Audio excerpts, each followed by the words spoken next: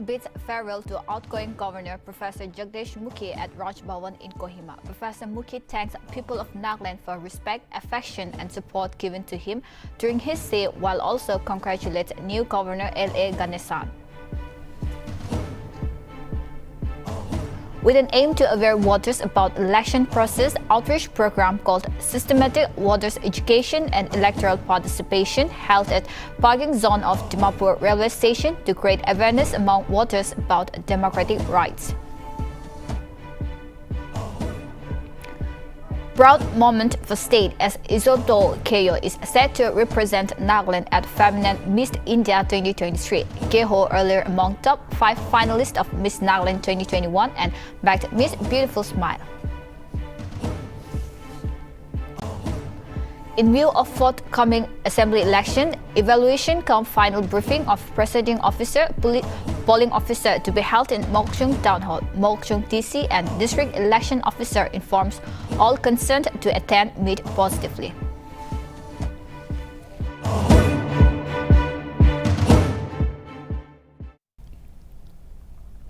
Hello viewers, this is Mongsun Pom. Welcome to Nltv News House.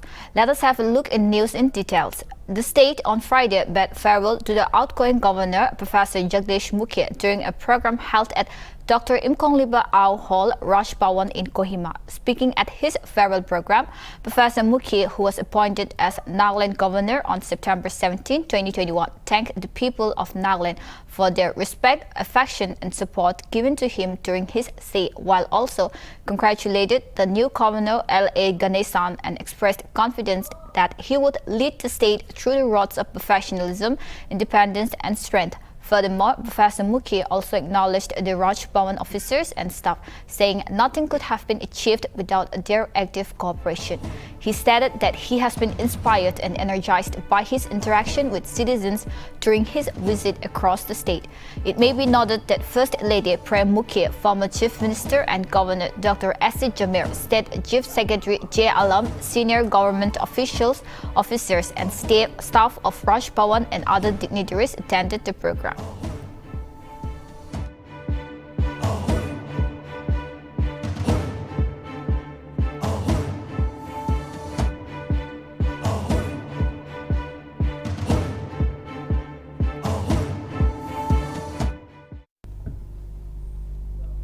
With an aim to aware the voters about the election process and exercise the franchise, the Election Commission of India has launched an outreach program called Systematic Voters Education and Electoral Participation throughout the state of Nagaland.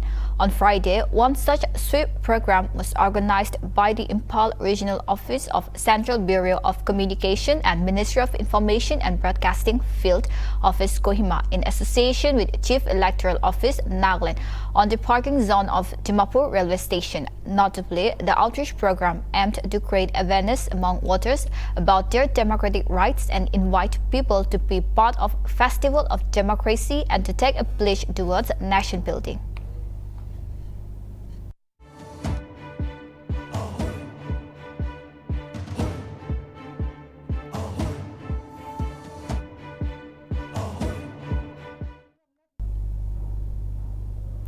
A proud moment for the state as Isoto Keyo, an art student of St. Joseph College, Jakama, is set to represent Nagaland at the Feminine Miss India 2023.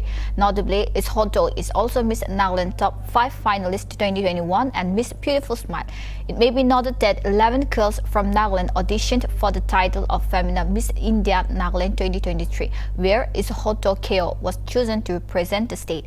Meanwhile, Beauty and Aesthetic of Nagaland officially handed over the certificate of Feminine Miss India Nagaland 2023 to Isoto Keyo.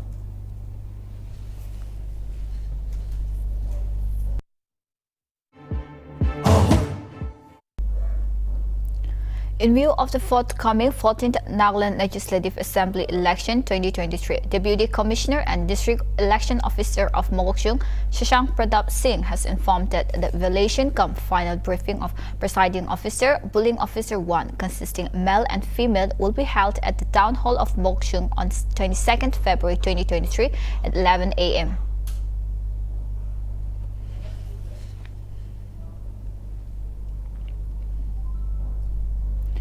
Static surveillance team at Newfield Jacket duty personnel on Friday apprehended one person and recovered 4 bottles of plastic containers containing suspected brown sugar weighing about 3.03 grams, while a case has been filed against the person in West Police Station. Furthermore, West Police Station personnel also conducted a surprise checking at Guwahati area on Friday and recovered a sum of rupees 7 lakhs. Police, after observing all necessary formalities, handed over the case to Dimapur Senior Treasury Officer for further action.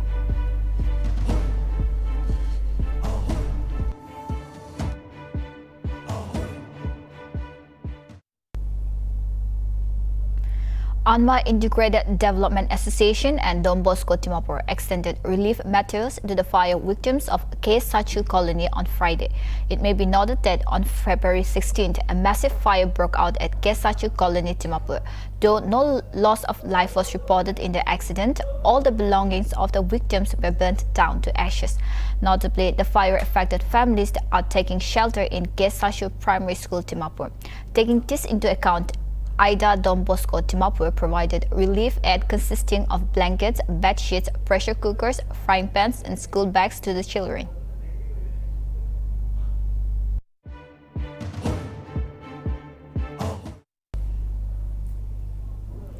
A mock drill on webcasting for the Wokha district was held at Deputy Commissioner's office on Friday. Notably, the mock drill was conducted for the 19th selected polling stations under the Wokha district. While it may be noted that the second phase of the mock drill will be conducted on 21st February 2023. During the drill, Deputy Commissioner and District Election Officer Wokha, Ajit Kumar Ranjan, also inspected the webcasting process.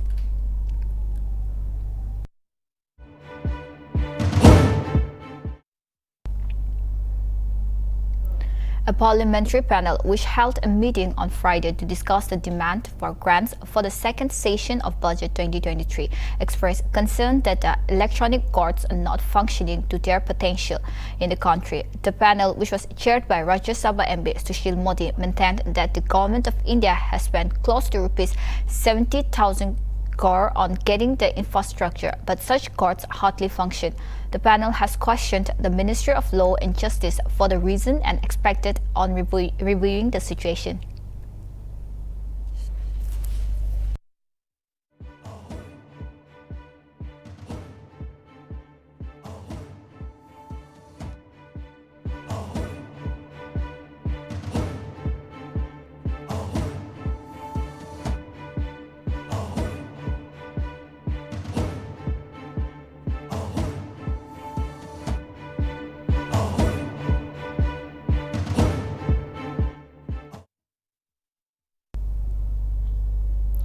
The Indian Premier League has released the official schedule for the 2023 edition on Friday, and Guwahati has been confirmed to be hosting 2 IPL matches for Rajasthan Royals.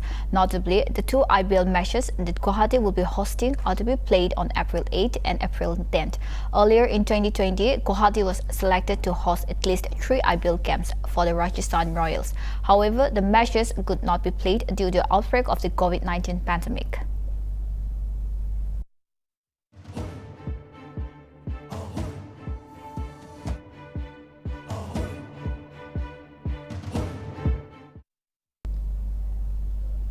World's longest river cruise, MV Ganga Vilas, reached Assam on Friday morning after completing its journey through Bangladesh. Notably, the cruise is scheduled to anchor at Bokibal in eastern Assam's Dibrugarh district on March 1 after sailing 3,200 kilometers. It is to be mentioned that Prime Minister Narendra Modi had flagged off the cruise carrying 32 Swiss passengers from the Ghats of Varanasi on January 13.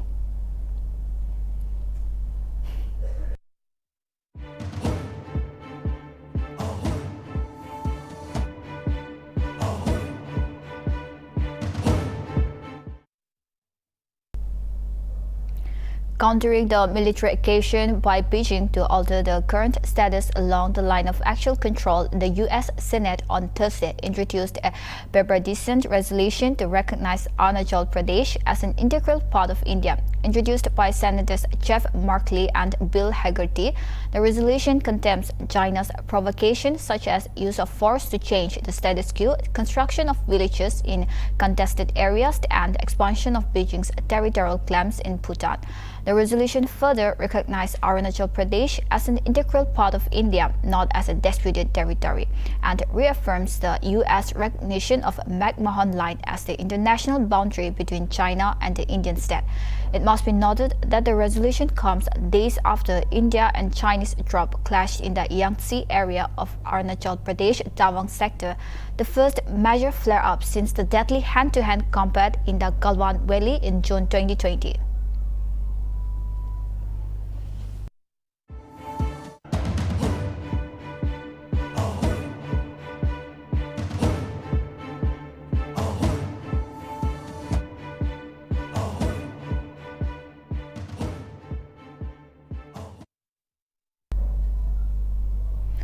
India's President Draupadi Murmu landed in Madura for her two-day visit to Tamil Nadu on Saturday. Notably, she was welcomed by Tamil Nadu Governor R.N. Ravi and Minister Mano Thankaraj at the airport. It is to be mentioned that Murmu will witness the Swami Darshan at the temple, and after the darshan, she will participate in a special Annadana program. During her visit, the President will grace the Mahashivaratri celebration organized by the Isha Foundation at Coimbatore and will visit the Defence Service Staff College at Wellington on Sunday.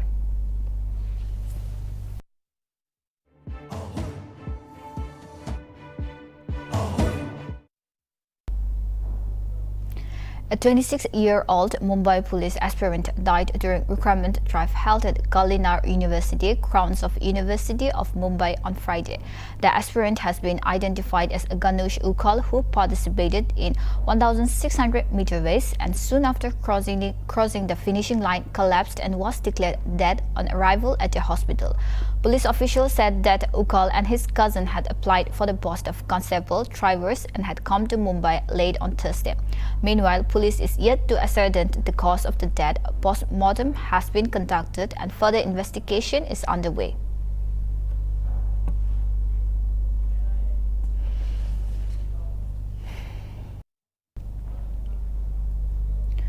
The National Investigation Agency on Saturday conducted searches at 7 locations in Rajasthan in connection with the popular Front of India case. The searches were conducted as per information on PFIS. Sadiq Sharaf and Mohammad Asif, along with the office bearers, members and cadres of the banned outfit, are indulging in unlawful activities. The agency conducted searches at residential and commercial premises of the suspect. Reportedly, 3 searches were conducted in Kota District. 1 search each was conducted in Sawai, Madhopur, Bhilwara, Bundi and Jaipur district of Rajasthan. Hence, during the search, the agency has seized digital device, air gun, sharp weapons and incriminating documents. Further investigation in the case is in process.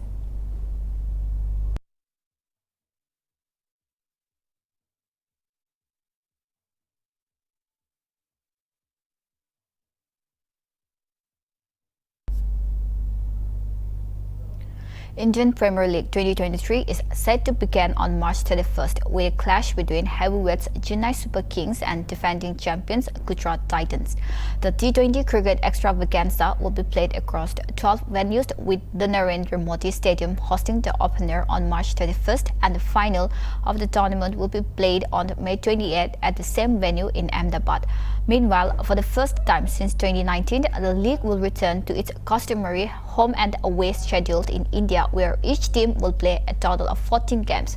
Notably, the matches will be played on 2 match timings, with the day match starting at 3:30 p.m. time, while the night matches beginning at 7:30 p.m.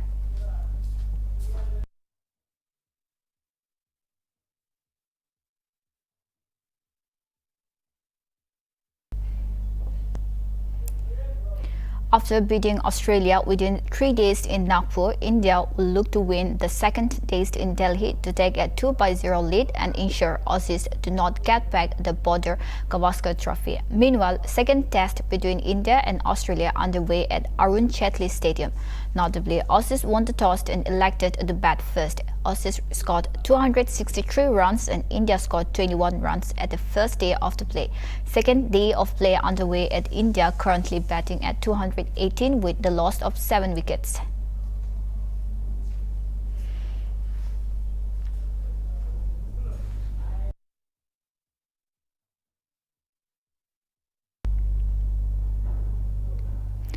Indian Air Force's Mi-17 helicopters carrying the second batch of 12 Cheetah brought from South Africa landed at Air Force Station in Gwalior on Saturday.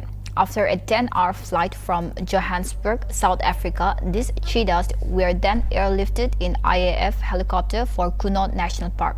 The cheetahs were released to their new home, Kuno National Park in Madhya Pradesh, by the state CM Shivraj Singh Chauhan along with Union Minister Bhupendra Yadav and Narendra Singh Tomar.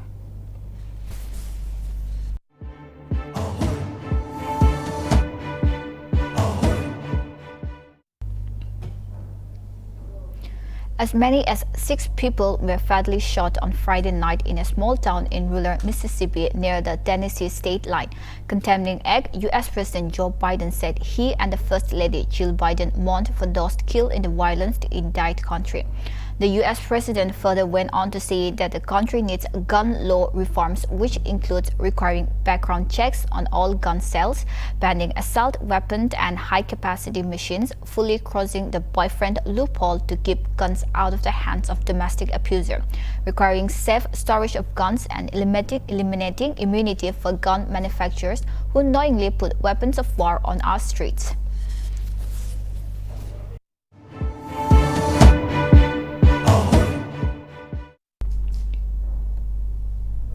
So viewers, that's it for news now. For more updates, keep watching Nltv.